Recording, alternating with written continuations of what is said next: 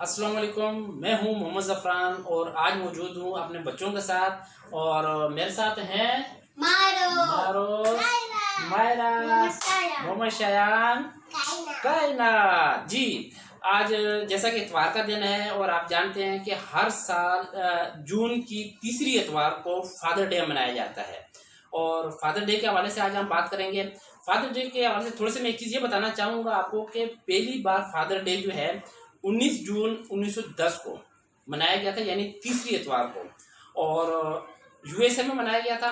और फिर उसके बाद 1972 से दुनिया भर के मुख्तलिफ ममालिक में मनाया जा रहा है। और जब से मीडिया आया, नेट आया, तो फिर हमारे पाकिस्तान में भी और दीगर ममालिक में भी ज़्यादा पुरजोश तरीके से मनाया जाता है। तो फादर डे के हवाले से हम बात करेंगे। तो इन्होंने फादर डे के हवाले से कार्ड वगैरह बनाए हैं, तो इनसे पूछते हैं इन्होंने क्या लिखा है। पहले मैं कुछ अपने कुछ चीज़ें आपसे शेयर करना चाहूँगा। मेरे वालिद साहब इस वक्त दुनिया में नहीं हैं और 2 साल पहले इस दुनिया से हमें छोड़ के चले गए और मैं समझता हूँ मेरे लिए एक बहुत बड़ा सहारा थे वो। बेशक वो ज़ईफ़ थे, उनकी उम्र ज़्यादा थी, लेकिन एक एहसास मौजूद था कि वो घर में हैं। मैं सुबह जब ऑफिस के लिए निकलता था तो मैं उनसे हाथ में लाता, अगर वो जाग रहे होते तो उनसे हाथ में लाता, वरना मैं उनको देख के चला जाता था। और इसी तरह जब मैं ड्यूटी से वापस आता था तो जूते उतारने से पहले उनके कमरे में जाता, उनको देखता, अगर वो जाग रहे होते तो उनसे खैर खैरियत पूछता, हाथ मिलाता, या अगर सोए होते थे तो फिर मैं उनको डिस्टर्ब नहीं करता था। लेकिन घर से बाहर भी होते हुए मुझे एक एहसास होता था कि मेरे घर पे मेरे वालिद मौजूद है। ये जो एहसास है ना, ये बहुत अहम है। और जब वो इस दुनिया से चले गए तो उसके बाद से मुझे ये एहसास होने लगा जैसे घर पे कोई नहीं है। तो मैंने ज़िंदगी में बहुत कुछ सीखा। मैं अपने दोस्तों से अक्सर ये कहता हूँ कि मुझ में अगर आपको कोई छोटी मोटी अगर कोई खूबी नज़र आती है तो इसकी वजह मेरे वालिद हैं कि मैंने वालिद से सीखा है। और मुझ में जितनी भी खामी है उसका ज़िम्मेदार मैं खुद हूँ, वो मेरी वजह से है। मैंने वालिद से बहुत कुछ सीखा और मैं बड़े फ़ख्र से कहता हूँ कि मैंने अपने वालिद से कुरान शरीफ तर्जुमे के साथ पढ़ना सीखा और मेरे लिए बड़े एजाज़ की बात है कि मैंने अपने वालिद से कुरान शरीफ तर्जुमे के साथ पढ़ा और मैंने कुरान को समझा। और मेरे ख्याल से मेरे वालिद की तरफ से जो मुझे तोहफ़ा मिला उस सबसे बेहतर तोहफ़ा यही था कि उन्होंने तर्जुमे के साथ मुझे कुरान पढ़ाया और मैंने उसको समझा और आज तक समझने की कोशिश कर रहा हूँ। इसके अलावा एक और जो चीज़ थी जो मैंने अपने वालिद से सीखी वो थी वक्त की कदर। मैंने देखा हम छोटे छोटे होते थे, अगर हमने कहीं जाना है तो वक्त से पहले वो हमें तैयार करते थे और कहीं भी हम जाते थे तो वक्त से पहले हम वहाँ पहुँचते थे। और ये वो चीज़ है जिस पर आज दिन तक मैं अमल दरामद करने की कोशिश करता हूँ और ये बहुत अहम चीज़ मैंने सीखी है, वक्त की कदर। और इसके अलावा एक और चीज़ मैंने जो उनसे सीखी वो ये कि दूसरों के मामलात में मुदाखलत न करना। ये वो चीज़ है जो बहुत सारे झगड़ों से, बहुत सारे फितनों से हमें बचा देती है। मैं आपको छोटी सी मिसाल दूं कि मेरे ख्याल से शायद मैं यूनिवर्सिटी में पढ़ता था। तो यूनिवर्सिटी में जब मैं पढ़ता था, जॉब भी कर रहा था, तो बहुत ज़्यादा बिजी रहता था। तो मैंने शेव ना बनाने की वजह से मेरी दाढ़ी आ गई, मैंने एक तरह से दाढ़ी रखी थी। तो मुझे ऐसा महसूस हुआ कि शायद मेरे वालिद साहब मुझे कहेंगे कि यार तूने दाढ़ी रख ली है, लेकिन उन्होंने कुछ भी नहीं कहा मुझे कि तुमने दाढ़ी रख ली, या उन्होंने मुबारकबाद भी नहीं दी, कुछ भी नहीं कहा उन्होंने। और फिर एक वक्त आया कि मैं क्लीन शेव हो गया, तो तब भी उन्होंने कुछ नहीं कहा। तो एक बार मैंने वैसे ही बैठा हुआ था खुशगवार मूड में, उनका मूड बड़ा अच्छा था माशाल्लाह। तो मैंने उनसे ये बात पूछी कि आपने ना तो मेरी दाढ़ी रखने पे मुझे कुछ कहा और ना कटवाने पे कुछ कहा। उन्होंने कहा बेटा ये तेरा ज़ाती मामला है कि तू आकिल है, बालिग है, तू दाढ़ी रख, कटवा, जो भी कर, तेरी मर्जी है, मैं तेरे मामले में क्यों बोलूँ। मुझे उनकी बात बहुत पसंद आई। यही वजह है कि मेरी कोशिश होती है कि मैं अपने बच्चों के भी, अपनी बेगम की भी और बाकी लोगों के भी जो ज़ाती मामलात हैं, उनकी ज़ाती पसंद है, नापसंद है, उस पर ना बोलूँ।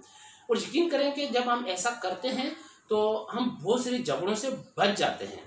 तो सीखा तो मैंने अपने वालिद से बहुत कुछ है और अगर मैं बयान करने लग जाऊँ तो मेरा ख्याल है शायद आज की सारी वीडियो इसी पे गुजर जाएगी।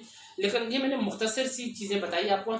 और अब मैं आता हूँ असल टॉपिक की तरफ, अपने बच्चों की तरफ, कि इन्होंने क्या लिखा है और फादर डे के हवाले से ये क्या कहते हैं। जी मारो, सबसे पहले मैं आपसे कहूँगा कि आप क्या कहती हैं फादर डे के हवाले से।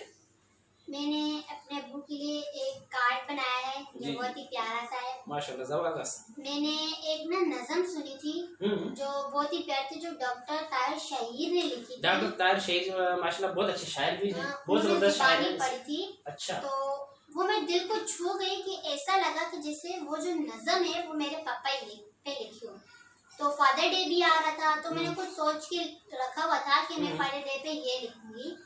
तो मुझे सबसे बेस्ट यही नज़म लगी। तो जो डॉक्टर ताहिर शहीद की जो नज़म है वो मैंने अपने पापा के नाम कर दी है, जो बहुत ही अच्छी है, जो मैंने आपको। ये मेरे लिए एजाज़ की बात है कि डॉक्टर ताहिर शहीद साहब की नज़म आप मेरे नाम करें, मेरे लिए बड़े एजाज़ की बात है। और बहुत बड़े राइटर हैं, ड्रामा नगार हैं और अदब के हवाले से उनका बहुत काम है, इसमें कोई शक नहीं है। मेरे लिए एजाज़ की बात है और उनको हम सलाम करते हैं। बिल्कुल, इसमें कोई शक नहीं है। अजीज तर मुझे रखता है वो रग जहाँ से, अजीज तर मुझे रखता है वो रगे जहाँ से, ये बात सच है मेरा बाप कम नहीं माँ से। वो माँ के कहने पे कुछ रोक मुझ पे रखता है, वो माँ के कहने पे कुछ रोक मुझ पे रखता है, यही वजह है वो चूते झिझकता है। वो आशाना मरे हर कब से रहे हरदम, वो आशाना मरे हर कब से रहे हरदम, जो खुल के रो नहीं पाता मगर ससकता है। जुड़ी है इसकी हर एक हाँ फक्ते मेरी हाँ से, जुड़ी है उसकी हर एक हाँ फक्ते मेरी हाँ से, ये बात सच है मेरा बाप कम नहीं माँ से।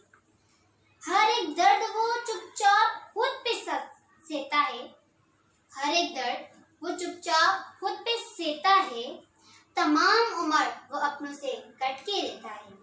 वो लौटता है कहीं रात देर को दिन भर, वो लौटता है कहीं रात देर दिन को बढ़, वजूद उसका पसीने में ढल के बहता है। गिले में फिर भी मुझे ऐसे चाह के दमा से, गिले में फिर भी मुझे ऐसे चाह के दमा से, सच है ये बात सच है मेरा बाप कम नहीं माँ से। पुराना सूट पहनता है कम वो खाता है, पुराना सूट वो पहनता है कम वो खाता है, मगर खिलौने मेरे सब खरीद लाता है।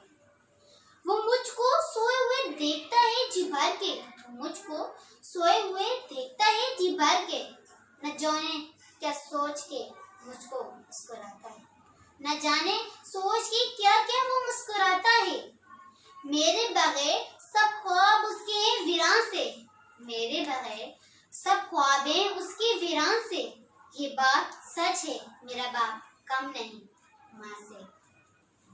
मैं दोबारा से डॉक्टर ताहिर शहीद को दोबारा से एक बार सलाम करना चाहती हूँ। बस बहुत अच्छी नज़म है माशाल्लाह, मुझे भी बहुत पसंद आया जी उनकी ये नज़म। आपने मेरे नाम की बड़ी मेहरबानी। बस मेरी ये कोशिश है कि मैं इस पर पूरा करूँ और एक मिसाली बाप बनने की कोशिश करता हूँ, बस इससे ज़्यादा मैं और क्या कहूँ। जी मायरा, आप क्या कहेंगी? आपने क्या लिखा कार्ड में? देखो मैंने ये कार्ड बनाया है। जबरदस्त, बड़ा प्यारा सा कार्ड है, इन्होंने खुद बनाया सारे कार्ड, कोई बाजार से नहीं लेके आए कार्ड, सब खुद बनाए इन्होंने। जी मैं भी आपको और कार्ड वही होते हैं जो खुद बनाया जाए और दिल से बनाया जाए। जी जी मायरा।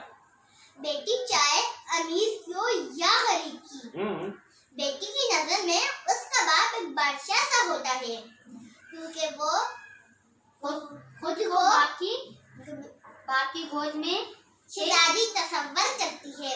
अल्लाह हर बेटी में उसके बाप का साया सलामत रखे। अल्लाह मेरी बस यही दुआ है, अल्लाह हर बेटी के सर पे उसके बाप का साया रखे, क्योंकि जब बाप नहीं होते तो बेटियां बच्चे उनके अकेले से हो जाते हैं, उनकी कमाने वाला कोई नहीं होता। ऐसे ही। जी शान, आप क्या कहना चाहेंगे? आपने कार्ड में क्या लिखा है?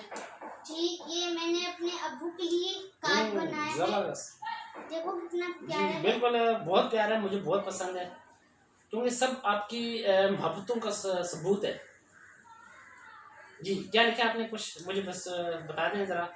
अगर माँ जन्नत है तो बाप जी तो बाप जन्नत का मेन दरवाजा। वाह जबरदस्त, बहुत अच्छी बात कही। अगर माँ जन्नत है तो बाप जन्नत का मेन दरवाजा। अगर आपने जन्नत हासिल कर ली तो जन्नत का मेन दरवाजे की कुंजी कहाँ से आएगी? बिल्कुल ऐसे। जी कायनात, आप क्या कहेंगी? आपने क्या लिखा, कार्ड दिखाइएगा जरा कैमरे में। और ये ऊपर आपने तस्वीर भी बनाई है, तस्वीर किस किस की है? कैमरे में दिखाएं तस्वीर जरा मुझे। ओह शाबाश। और ये कायनात ने गुब्बारा, ये देखें इसने तस्वीर बनाई है, मेरी तस्वीर बनाई है, साथ में कायनात है और कायनात ने गुब्बारे पकड़े हुए हैं। जबरदस्त। ठीक है जी, आपने क्या लिखा जरा बताएंगे हम आप हमें, जल्दी बताएं। याद है मुझको मेरा बाप मेरी बचपन में, याद है मुझको मेरा बाप मेरे बचपन में, याद है मुझको मेरा बाप मेरे बचपन में अपने जूतों की जगह मेरे खिलौने लाया। अपने जूतों की जगह मेरे खिलौने लाया। जबरदस्त, बहुत जबरदस्त शेर है, गुड। और मैं आपको सच बात कहूँ, मेरे पापा अपने लिए जूते लेने गए थे और कायनात के लिए एक प्यारी सी झोल ले आए। बिल्कुल। असल में मुझे जो सच्ची बात है कि दूसरों को चीज़ देने में बहुत मज़ा आता है, और जब खासतौर पे बच्चों के लिए कुछ लाता हूँ और बच्चों के चेहरे पे जो मुस्कुराहट होती है ना, तो उसकी कोई कीमत भी नहीं है। एक चीज़ और मैं कहना चाहूँगा, एक बहुत प्यारी हदीस मुबारक मेरी नज़र से गुजरी थी। हज़ूर पाक सल्लल्लाहु अलैहि वसल्लम ने फरमाया, बाप की नाराज़गी हमें दोज़ख में पहुँचा सकती है, लिहाजा वालिद के साथ हमेशा उसने सलूक का मुजाहरा करना चाहिए। बहुत अहम हदीस है, लेकिन पता नहीं क्यों लोग इसको कोट नहीं करते कि बाप की नाराज़गी हमें दोज़ख में पहुँचा सकती है। तो बाप की जो इज़्ज़त व एहतराम है उसका हमेशा ख्याल रखना चाहिए। मैं मारूफ की तरफ आऊँगा। मारूफ, आप बताएंगी आपने कार्ड में और क्या लिखा है? जी मारूफ जी। यकीन करें, बाप दुनिया का वो वाहिद शख्स है जो खुद से भी ज्यादा आपको कामयाब देखना चाहता है। बेशक ऐसा ही है। दुनिया के तमाम वालिद जो है वो जितने भी कामयाब हुए हों, वो अपने आप से ज्यादा अपनी औलाद को कामयाब देखना चाहते हैं, क्योंकि उनकी औलाद उनके ख्वाब होती है। यानी जैसे वालिद की नाराजगी यानी अल्लाह की नाराजगी, अगर हम वालिद को नाराज करेंगे अपने अब्बू को, तो यानी हम अल्लाह को जी। मायरा, आपने क्या लिखा कार्ड में, आप बताएंगी?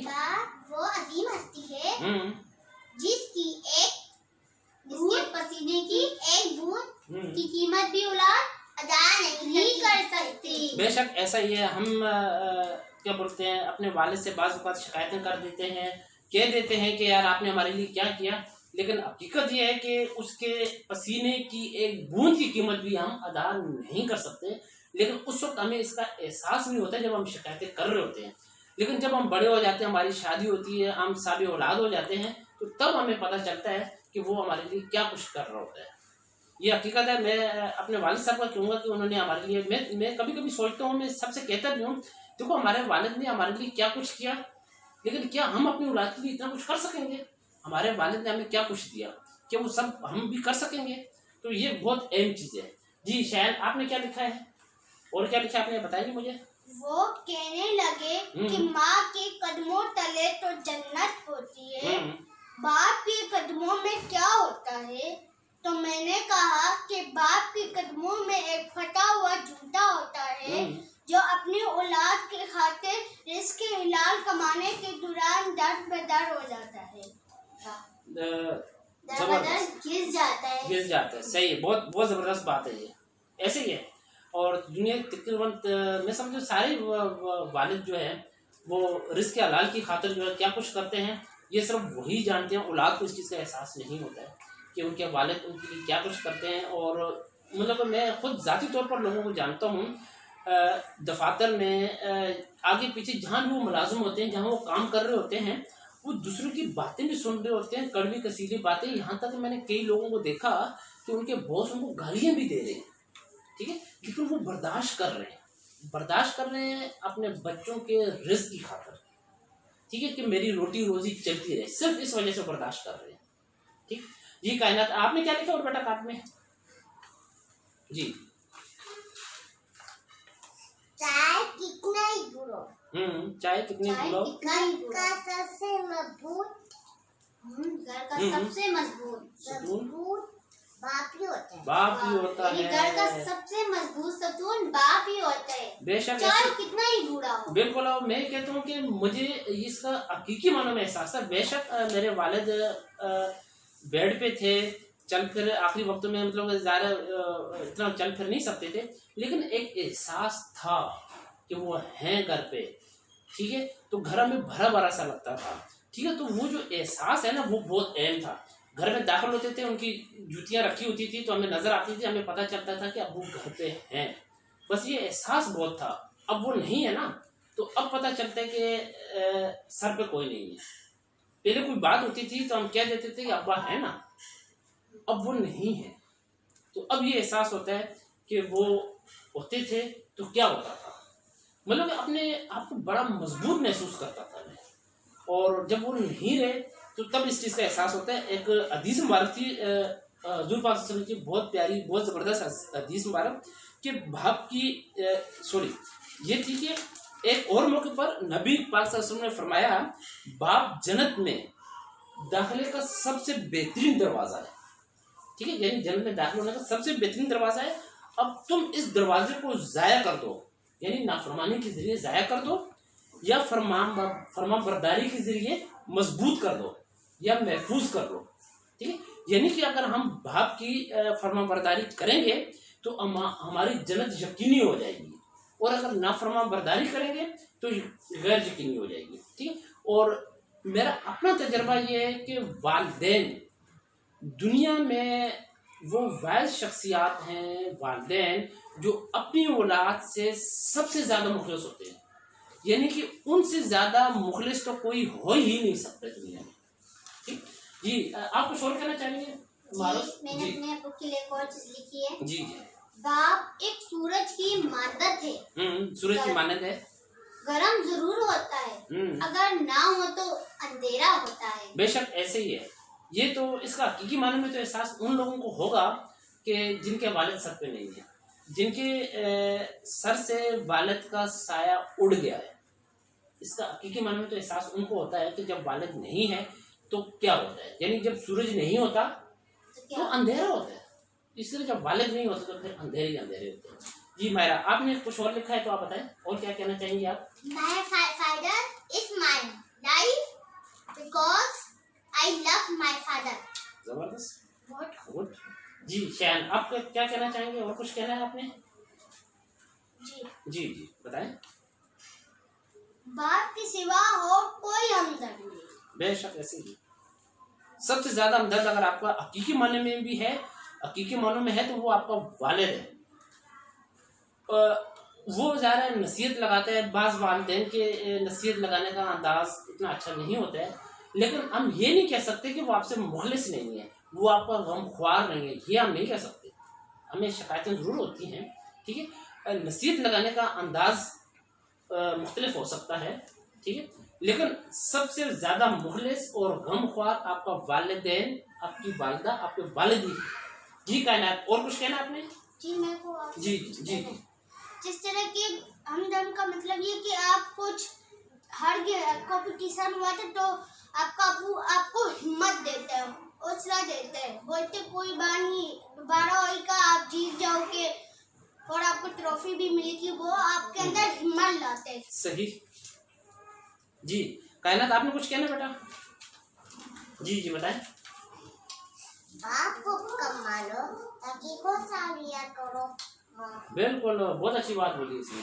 बाप का कहना मानो ताकि खुशहाल रह सको। बिल्कुल, अगर आप बाप का कहना मानेंगे तो हमेशा खुशहाल रहेंगे। यानी कि वो शख्स जो बाप का कहना नहीं मानते, क्या वो खुश रह सकता है? बिल्कुल भी नहीं। और किसी ने कुछ कहना है? जल्दी से बताएं, फिर मैंने एंड करना है। जल्दी बताएं। जी मायरा, जल्दी बताएं। बाप की हमेशा बात सुना करो। जब बाप की हमेशा बात नहीं सुनते और फिर बाप जब नाराज हो जाता है तो भी अल्लाह भी हमसे नाराज हो जाता है। बिल्कुल सही। और मैंने अपने कार्ड पे क्या लिखा है? और जल्दी से बताएं। मैं अच्छा मैं आपकी बात को आगे बढ़ाना चाहूंगा। मैं तो ये कहता हूँ, जो आपके बाप की नहीं सुनता है, जो अपने वालिद की नहीं सुनता है, उसको फिर दुनिया में सबकी सुनना पड़ती है। सब कुछ सुनना पड़ती है। जो अपने वालिद की नहीं सुनता है, इसलिए अपने वालिद की सुनो। अगर वो अपने वालिद की सुनेगी तो ना, अगर उनसे कोई गलती होगी ना वालिद डांटेंगे। अगर वो उनकी ना सुने, अपनी गलती ना माने तो पूरी दुनिया उसे डांटेगी। बिल्कुल, दुनिया सिर्फ बातें करती है, नसीहत नहीं लगाती। नसीहत सिर्फ वालिद लगाते हैं। और अगर हमने गलती मान ली तो गलती मानने से कोई छोटा नहीं होता। कोई छोटा नहीं होता है। बहुत अच्छी बात। तो सिर्फ फायदा होता है। उसने गलती मानी तो उसने सीखा भी कुछ। बिल्कुल, बेशक ऐसे ही। जी, और किसने कहना कुछ? जी मारो साहब। मैंने लिखा है अपने अब्बू के लिए और कुछ चीजें लिखी है। हाँ जल्दी से बताते हैं, टाइम कम है। बाप के सामने ऊंचा मत बोलो वरना अल्लाह आपको नीचा कर देगा। जबरदस्त, बिल्कुल ऐसे ही। बाज़ औक़ात इंसान से गलतियां हो जाती है, तो मेरा ख्याल है अगर किसी से गलती हो जाए तो उसको माफ़ी मांग लेना चाहिए, क्योंकि माफ़ी का दरवाज़ा अल्लाह ताला ने हमेशा खुला रखा है। और वालिदैन तो वो हस्ती हैं कि जो माफ़ी तो करते हैं। और मैंने लिखा है बाप से बेहतर कोई दर्दमंद नहीं। बेशक ऐसे ही हकीकी मानों में वो दर्द रखते हैं। जी आप बताएं। जी बताएं। आई लव यू पापा। थैंक यू बेटा। मतलब कि मैं आपको सबसे ज्यादा मोहब्बत करता हूँ। बिल्कुल, मुझे इसका एहसास है। जी और किसी ने कुछ कहना है? जी मैं कुछ कहना चाहती हूँ। जल्दी बोलें, बाप एक जिम्मेदार ड्राइवर है जो घर की गाड़ी को अपने खून पसीने से चलाते हैं, यानी जी बिल्कुल जी, यानी वो एक गाड़ी की तरह जिम्मेदार ड्राइवर घर में सबसे बड़ा। बिल्कुल ऐसे ही देखिए, वो एक ड्राइवर की तरह होता है, वालिद घर का सरबराह होता है और उसी तरह घर को चला रहा होता है गाड़ी की तरह। उसको पता है कि आगे पेट्रोल पंप कहाँ पर है, मैंने पेट्रोल कहाँ से डलवाना है, कहाँ गाड़ी में पानी डलवाना है, क्या कुछ है, ये सिर्फ उसको पता होता है कि वो गाड़ी चला रहा है। बाकी जो गाड़ी में पैसेंजर हैं यानी बच्चे हैं, उनको इस चीज़ का नहीं पता होता है। तो इसीलिए अगर वालिद कभी कुछ कहे और कभी किसी चीज़ से रोके, ठीक है, तो उसका कहना मान लेना चाहिए, ठीक है। और कभी आप कोई फरमाइश करें और फरमाइश पूरी ना हो तो हमें वालिद का कहना मानना चाहिए। जी मैंने कुछ और लिखा है। जी जल्दी बताएं। माँ की दुआ का शौक रखकर बाप की बदवा से भी डर लगता है, यानी बाप की हमें बदवा ना लगे। बिल्कुल ऐसे ही, यानी हम माँ से ज्यादा प्यार करो, बाप को प्यार ही न करें। हाँ बिल्कुल, दोनों से प्यार करना चाहिए, इसमें कोई शक नहीं। जी और मैंने कुछ और लिखा है। जी कि उस्ताद और जो बाप और उस्ताद की मार बर्दाश्त किया करो ताकि हमें दुनिया की मार से हम बच सके। बिल्कुल ऐसे ही है। और मैं ये कहता हूँ वालिद जो है, वालिदैन जो हैं वो औलाद को जमीन पर लाते हैं, यानी फर्श पर लाते हैं, और उस्ताद जो है वो अर्श पे ले जाते हैं, ठीक है। ये दो वो शख्सियात है जिनका सबसे ज्यादा एहतराम जरूरी है, ठीक। जी मैं आपसे कुछ कहना चाहता हूँ, आप भूल कर भी अपने वालिद को मत लुढ़ाएं।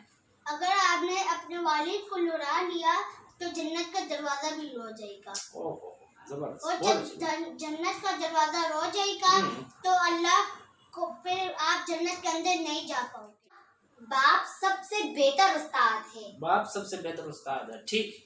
बाप से बेहतर कोई गम खबर नहीं, ठीक है, जबरदस्त। यानी हमें अपने बाप जो है वो हमारे घर के बड़े सरबराह होते हैं, हमें उनसे तमीज से बात करनी चाहिए, उनका ख्याल रखना चाहिए कि ये नहीं कि वो बड़े हो गए हैं तो हम बोले कि अब हम बड़े हो गए, अब हम अपने कदम में खुद खड़े, तो अपने बाप को छोड़ दे, अपनी माँ को घर से निकाल। जी आप जी जल्दी बोले। जब हम बाप की उंगली पकड़ लेते तो हमें जिंदगी में किसी के पाँव नहीं पकड़ने पड़ते। बिल्कुल, जब हम वालिद की उंगली पकड़ लेते हैं, वालिद का हाथ थाम लेते हैं ना, तो फिर हमें जिंदगी में किसी के पाँव नहीं पकड़ना पड़ते। ठीक है, बहुत अच्छी बात है। मेरा हाथ खत्म करें, बहुत लंबी होगी वीडियो। जी जल्दी बताएं। जब बाप एक बच्चे को जो चीज करने से रोक लेते हैं तो बच्चा नाराज हो जाता है। जब ऊंची बात से बात करते हैं तो अल्लाह भी नाराज होता है और ना बाप को भी बुरा लगता है, तो फिर वो ना अल्लाह बच्चे को छोटा कर लेता है। ठीक है, सही, माशाल्लाह, जबरदस्त। और किसी ने कुछ कहना है? ये कहना है, कुछ कहना बेटा किसी ने? जी जल्दी बताएं। जी कुछ कहना है? नहीं जल्दी। बाप और टीचर जी बाप और टीचर की मार को बर्दाश्त किया करो। बाप और टीचर की मार को बर्दाश्त किया करो, जबरदस्त, ताकि हम दुनिया की मार से बच सके। ताकि दुनिया की मार से बच सके। और मेरा इस बात में यकीन है कि जिसने टीचर की मार बर्दाश्त कर ली, जिसने वालिद की मार बर्दाश्त कर ली, उसको दुनिया में कोई नहीं मार सकता। उसको दुनिया में कोई नहीं मार सकता जिसने टीचर की और वालिद की मार बर्दाश्त की। ठीक है, बहुत अच्छा, बहुत अच्छी बातें मैंने आपसे सुनी और मुझे भी बहुत कुछ सीखने को मिला। तो मैं एक मिराज फैज़ आबादी का एक शेर है और बड़ा ही मशहूर शेर है, शायद कम लोगों को पता होगा कि ये जो हमारे शायर थे मिराज फैज़ आबादी उनका है, लेकिन उनका ये शेर बहुत मजबूत है और बहुत मशहूर शेर है। शेर उनका ये है कि मुझको थकने नहीं देता ये ज़रूरत का पहाड़, मुझको थकने नहीं देता ये ज़रूरत का पहाड़, मेरे बच्चे मुझे बूढ़ा नहीं होने देते। बहुत शुक्रिया जी। अगर आपको हमारी ये वीडियो अच्छी लगे तो इसको लाइक कीजिएगा और अगर हमारे चैनल को आपने सब्सक्राइब नहीं किया हो तो इसको सब्सक्राइब कीजिएगा और आप भी फादर डे के हवाले से कुछ कहना चाहते हैं तो कमेंट्स बॉक्स में आप जरूर कीजिए, लिखिएगा, हमें इंतजार होगा। और अगर आपको वीडियो अच्छी लगती है तो उसको शेयर कीजिएगा। ओके जी, मैं कुछ कहना जी चाहता हूँ। जल्दी कहें। अगर आप ये समझते हो कि सिर्फ माँ ही जन्नत का रास्ता है, माँ भी जन्नत का रास्ता है, लेकिन बाप जन्नत का दरवाजा है। अगर आप बाप को छोड़कर माँ की खिदमत करोगी तो आपको पता नहीं होगा, और अगर आपको पता होगा तो आपको अमल करना चाहिए। और आप अगर अमल नहीं करोगे जब आप जन्नत में जाओगी तो आप अंदर ही दाखिल होगे। चलें ठीक और है। आप लोग इस वीडियो में नए हो तो आप हमारे चैनल को जरूर देखिए और लाइक करें। ओके जी, अल्लाह हाफिज़।